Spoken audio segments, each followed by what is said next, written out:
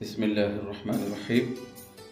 حضرت سیدنا انس رضی اللہ تعالی عنہ سے روایت ہے کہ آقائے دو جہاں صلی اللہ علیہ وسلم کا ارشاد مبارک ہے کہ نیکی کی جتنی قسمیں ہیں تو اس میں سے ساری نیکیاں مل کر یہ آدھی عبادت ہوتی ہیں، پھر صرف دعا یہ آدھی عبادت ہوتی ہے۔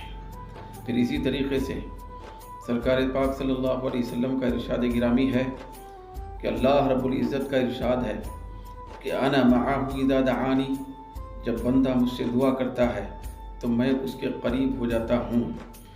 تو اے دوستو، اگر ہم اللہ تبارک و تعالیٰ سے قریب ہونا چاہتے ہیں تو دعا کو شروع کریں، دعا میں مشغول رہیں۔ پھر ہم ساری نیکیوں کے مقابلے میں ساری نیکیاں ایک طرف، پھر دعا کی نیکی ایک طرف، یعنی پوری آدھی عبادت اگر ہم کرنا چاہتے ہیں تو ہم کو چاہیے کہ دعا میں مشغول ہو جائیں۔